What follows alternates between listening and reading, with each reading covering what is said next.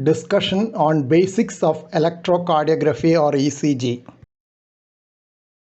Electrocardiography has grown a lot since the invention of the first practical electrocardiograph by Willem Einthoven in 1903. The initial devices were very large and one had to immerse three limbs in jars filled with salt water in order to get ECG recorded. Now the devices have been miniaturized with the help of new generation electronic circuits so that even small handheld devices can record ECG. ECG monitoring has become commonplace in all emergency departments, intensive care units, and operation theaters. ECG records the electrical activity of the heart. The electrical activity of the heart normally originates in the sinoatrial node situated in the right upper part of the right atrium and gets conducted down sequentially to reach the ventricles. Conduction from the SA node to the next relay station known as the atrioventricular node in the lower part of the right atrium is through internodal pathways which are specialized conduction tissue in the right atrium. One of the internodal pathways has a branch to the left atrium through which conduction occurs simultaneously to the left atrium, that is Bachmann's bundle. In the AV node, there is a short delay for the impulse transmission, after which it reaches the bundle of His for onward conduction to the ventricles. Bundle of His has two divisions, right and left bundle branches meant for the two ventricles. Left bundle branch has two subdivisions, anterior and posterior, and sometimes a third septal branch. These subdivisions are known as fascicles.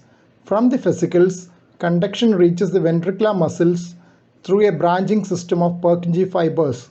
Fascicles and Purkinje fibers have not been illustrated in the figure. ECG is commonly recorded using electrodes attached to various parts of the body surface. If recordings are taken with electrodes kept within the heart, it is known as intracardiac electrogram, which is done during invasive electrophysiology study inside the electrophysiology laboratory. ECG uses 4 limb electrodes on each of the 4 limbs, of which the electrode on the right leg is considered electrically neutral, while the other 3 are active electrodes. In addition to this, 6 electrodes are placed on specifically designated parts of the chest to get chest lead recordings. Though there are only 10 electrodes which are used for recording a usual ECG, various electrode combinations can be recorded with these electrodes so that most common recording is a 12 lead ECG. Number of leads may be increased using additional electrodes in specific situations. Waves noted in a normal ECG are called P wave, QRS complex, T wave, and sometimes a U wave. Other waves which can be rarely seen are delta waves and epsilon waves. P wave represents the depolarization of the atria, while QRS complex represents the depolarization of the ventricles. T wave is due to repolarization of the ventricles. PR segment is between the P wave and the QRS complex, while the ST segment is between the QRS complex and the T wave. TP segment is between the T wave and the next P wave. TP segment is considered as the true baseline in the ECG. Intervals contain one or more waves and a segment. PR interval contains the P wave and the PR segment is measured from the onset of P wave to the onset of the QRS complex. QT interval contains the QRS complex, ST segment and the T wave. It is measured from the onset of the QRS complex to the end of the T wave. PP interval is measured from the onset of one P wave to the onset of the next P wave. RR interval is measured from the onset of one QRS complex to the onset of the next QRS complex, or as the interval between the peaks of 2 consecutive R waves for simplicity. Delta waves occur at the onset of the QRS complex and epsilon waves are seen at the end of the QRS complex in certain pathological conditions. A prominent U wave after the T wave can be seen in hypokalemia. An initial negative deflection which is part of the QRS complex is called Q wave. An initial positive deflection is named R wave. A second negative deflection or a negative deflection following an R wave is called S wave. A second positive deflection will be termed R prime wave. If there is a negative deflection after the R prime, it is called S prime wave. Waves less than 5 mm amplitude may be designated by small letters. Recording a good ECG is the first step in getting a good diagnosis using it. If the recording is technically incorrect, interpretation can go wrong. First and foremost is to place the electrodes correctly in the recommended positions. Some knowledge of human surface anatomy is required for accurate placement of electrodes. Skin electrode contact should be good for transferring the microvolt range of potentials accurately from the body to the ECG machine. If the skin is too hairy, it may be worthwhile shaving the area before applying the electrode gel. Limb electrodes are usually attached using clips to the distal region of each limb. Chest electrodes are attached using suction cups attached to compressible rubber spheres. In case there is difficulty in attaching chest leads by suction, one can remove the suction cups and stick the bare electrodes to the designated parts of the chest using adhesive tapes. This method may have to be resorted to in small children and infants, mostly because there may not be enough space on the chest to keep all the 6 electrodes. Sometimes this technique has to be used for limb electrodes when the distal part of the limb is covered by surgical dressing. In that case, the electrode is attached just proximal to the dressing using adhesive tapes. Avoiding interferences from nearby electrically operated devices is often a challenge while recording ECG in the intensive care setting. ECG monitoring leads attached to the patient may have to be temporarily removed to prevent artifacts due to alternating current picked up from these leads. Power cords of electrically operated beds, pneumatic compression devices, infusion pumps, and other electrically operated devices in close vicinity may also have to be removed from power sockets to reduce electromagnetic interference from AC line. AC interference is seen as a symmetrical sine wave pattern in the baseline at the frequency of the line voltage in the vicinity. It can be either 50 Hz or 60 Hz depending on the line voltage frequency in the locality.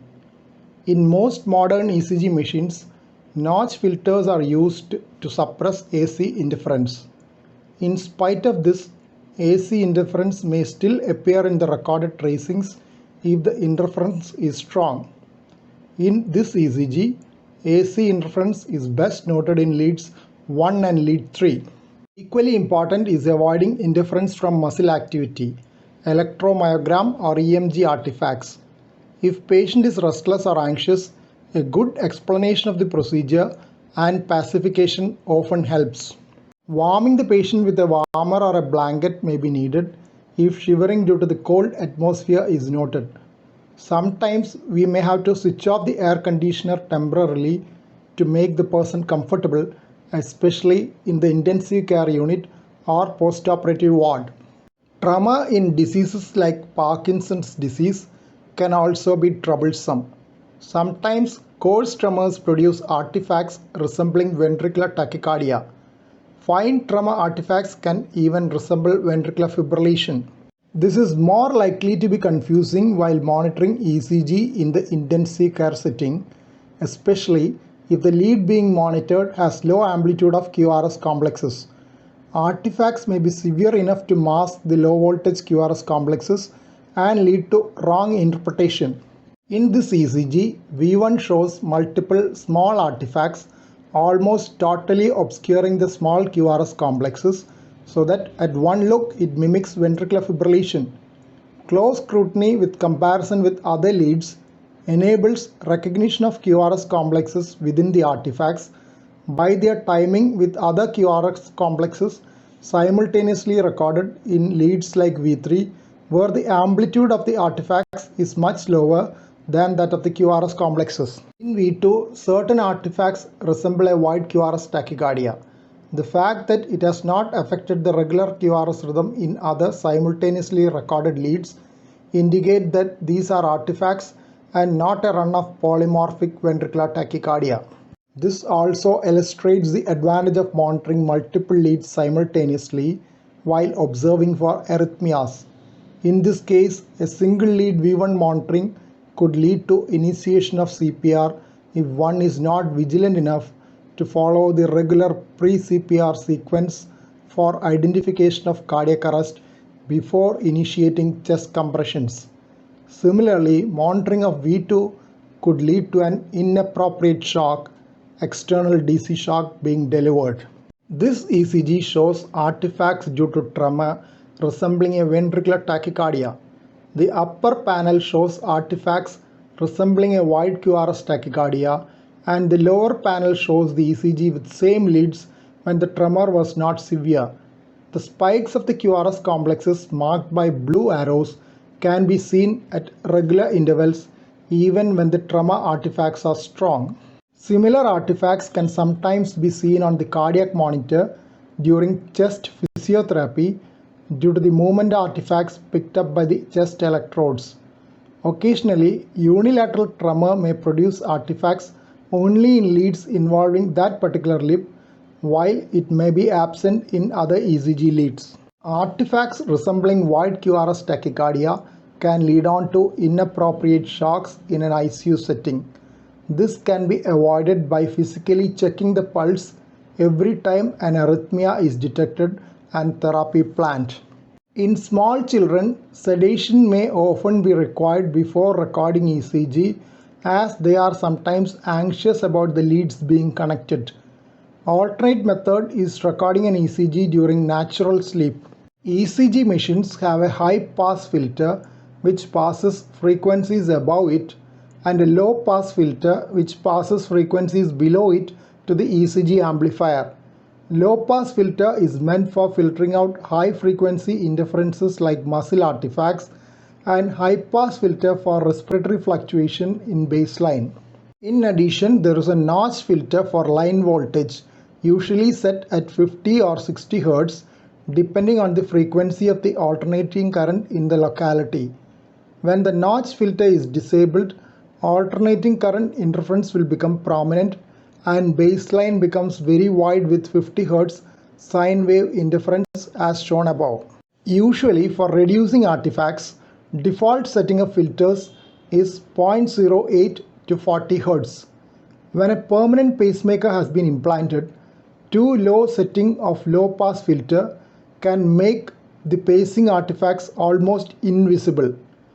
Low pass filter has to be kept above 100 Hz, typically 150 Hz, to make the pacing spikes evident as shown below. In an emergency setting, when it is not known that the patient has a pacemaker in situ, ECG taken with default low pass filter setting of 40 Hz is likely to be mistaken as a left bundle branch block, as right ventricular pacing gives a left bundle branch block pattern on the ECG. In modern day digital ECGs, filter settings can beautify the tracings, but vital information can be filtered out, as in this case, which is quite common. In the illustration, 0.08 Hz is the high pass filter, meaning that the ECG amplifier passes all frequencies above that limit. 40 Hz is the low pass filter, indicating that all frequencies below that can pass through.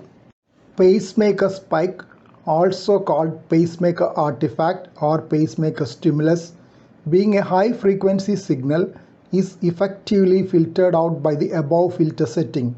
Hence, the above ECG is likely to be diagnosed as left bundle branch block at one look, though we are missing the P waves before each QRS complex, which would be expected in a simple LBBB with sinus rhythm.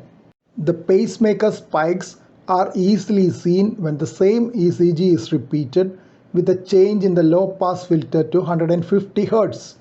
In fact, both atrial and ventricular pacing spikes, markers in AVF, are seen before each QRS complex with an interval in between.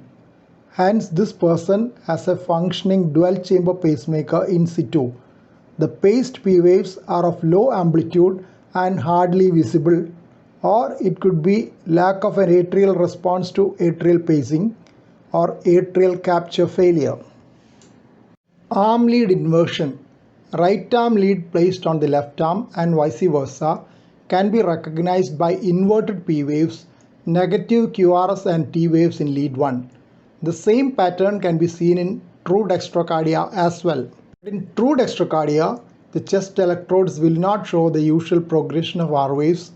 Instead, the QRS amplitude will progressively decrease from V1 to V6 as the heart is on the opposite side. Simple option is to get a repeat ECG for verification, if possible under direct supervision. Arm lead inversion or technical dextrocardia is one of the commonest errors in ECG recording. This ECG has features of arm lead inversion mentioned above. Negative P, predominantly negative QRS in lead 1 with negative T waves, and upright waves in AVR are seen, but chest leads show normal progression from V1 to E6. In addition, this ECG also shows narrow Q waves and prominent T waves in lateral leads with mild concave upwards ST segment elevation. The S waves in lead V1 are deep and the R waves in V6 are tall, possibly an evidence of left ventricular hypertrophy by voltage criteria. Most commonly recorded ECG is a 12-lead ECG. 12 leads in a standard ECG are as follows. Standard limb leads 1, 2 and 3. Augmented limb leads AVR, AVL and AVF. Chest leads V1, V2, V3, V4, V5, V6. Thus, a standard 12-lead ECG does not include right chest leads known as V3R, V4R and V5R, etc. But in most cases, 12-lead ECG includes a long rhythm strip, either lead 2 or V1 or both, for facilitating rhythm analysis. If the ECG machine has only a single recording channel, 12 leads are recorded sequentially. More sophisticated recorders have facility to record 3 or even 12 channels simultaneously. Simultaneous multi-channel recording can record all leads of a single beat and is better for analysis of complex cardiac rhythm abnormalities. Electrode combination for limb leads are as follows. Lead 1, left arm positive, right arm negative. Lead 2, right arm negative, left foot positive.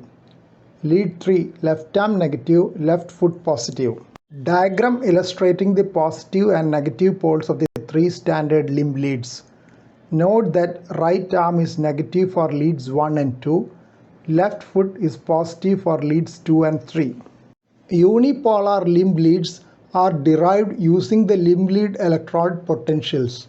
All the 3 limb leads are internally connected to a central terminal, Wilson's central terminal, using fixed value resistors. Usual limb lead recordings are called bipolar recordings, with one limb serving as positive electrode and another as negative electrode, as illustrated earlier.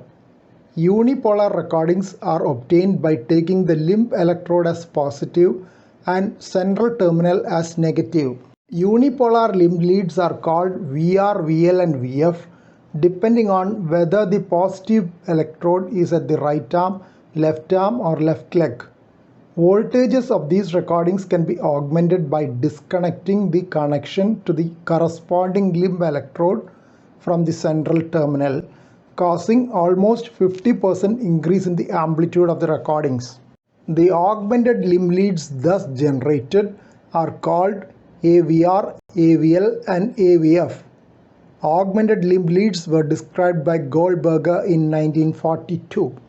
Chest electrodes are placed on the anterior chest wall as follows. V1, 4th right intercostal space, right sternal edge. V2, 4th left intercostal space, left sternal edge. V3, midway between V2 and V4.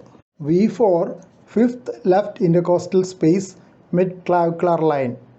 V5, Anterior axillary line, same horizontal level as V4. V6, mid-axillary line, same horizontal level as V4. Approximate positions of chest leads displayed in relation to a chest X-ray. As the cardiac size is a bit on the lower side in this X-ray, V4 appears to be a little away from the cardiac silhouette. Chest leads are often positioned at varying positions by different operators due to difficulty in ascertaining intercostal spaces accurately in obese patients and females. This may cause difficulty in comparing serial ECGs. Hence, every effort should be made to place the electrodes accurately. In some situations, when accurate comparison of serial ECGs is needed, marking the position with a skin marker pen may be needed. Chest leads are named C1, C2, C3, C4, etc. by some manufacturers. Here, C would stand for chest. In the conventional naming system, V stands for voltage. Conventionally, right arm electrode was given a color coding of red, left arm electrode yellow, left leg electrode green, and the neutral electrode in right leg was given a black color. But current manufacturers sometimes use different color coding systems so that one has to verify the letters written on the electrodes before using them. RA for right arm, LA for left arm, LL for left leg, and RL for right leg. Moreover, a previous user might have changed the position of clips attached to electrodes so that the color coding can be misleading. Hence, it is essential to make sure of the lead connections to the ECG machine before recording the ECG to avoid wrong lead placements, which is the commonest technical error in ECG recording. 12-lead ECG showing normal pattern of P, QRS and T waves. In AVR, all the waves are negative. Most other leads show positive waves. Here the T wave is flat in leads 1 and V1 and inverted in AVL. Normal precordial QRS pattern is seen. Minimal upsloping ST depression seen in inferior and lateral leads may represent superimposition of atrial repolarization or TA wave. ECG monitoring leads are different from the usual leads used for recording a 12-lead ECG. This is because monitoring leads are used mainly for rhythm analysis and sometimes for ST segment monitoring to look for ongoing ischemia. Any lead which can show the P waves, QRS complexes and T waves well can be used for ECG monitoring. Often the monitoring lead will have to be tailored for each individual. It may be worthwhile to look at 12-lead ECG and decide on which lead is likely to give the maximum required information for that particular person. Most intensive care units monitor only one lead, while some resort to 2-lead monitoring for better arrhythmia analysis. All 12 leads are monitored during an electrophysiology study as well as during a treadmill exercise test. Several types of lead modifications are used depending on the situations. In the coronary care unit, modified lead 2 is usually used. Modification is that the limb electrodes are placed on the proximal parts of the limbs or adjacent torso rather than over the distal part of the extremity in order to reduce artifacts due to limb movements. Most modern monitors have the option to use chest leads in addition to limb leads. When chest lead monitoring is needed, additional electrodes are placed on the chest. Chest lead monitoring is useful in picking up ST segment changes. Location of the leads depending on the type of patient. While anterior locations are available in the coronary care patient, a surgical patient may require different locations depending on the location of surgical incision and dressings. Esophageal leads may be used in some rare situations to decipher difficult arrhythmias. Mason-Leica modification of 12-lead ECG is most popular during treadmill exercise test. It can also be used in the electrophysiology laboratory. In this lead system, limb electrodes are placed on the nearest location on the torso to prevent movement artifacts during exercise. Chest electrodes are placed in the conventional positions. Difference in pattern of the modified 12-lead ECG mandates caution while trying to interpret Q waves and other abnormalities on a Mason-Likar modification. Approximate positions of the limb and chest electrode in Mason-Likar modification. Lower limb electrodes may be placed a little lower than shown in the figure. The QRS axis has a rightward shift due to the upward shift of the lower limb electrodes, but there is no difficulty in interpreting ST segment shift and arrhythmias during a treadmill test with this lead system. Lewis lead is a modified lead to enhance the amplitude of P waves and thereby enable better arrhythmia analysis. This lead system is useful in detecting P waves during a wide QRS tachycardia and helps in differentiating between ventricular and supraventricular tachycardia. Lewis lead is a modified lead 1 in which the right arm electrode is placed in the second right intercostal space close to the sternum, and a left arm lead is placed in the fourth right intercostal space close to the sternum, that is V1 position. Next video on ECG basics will start with chamber enlargements.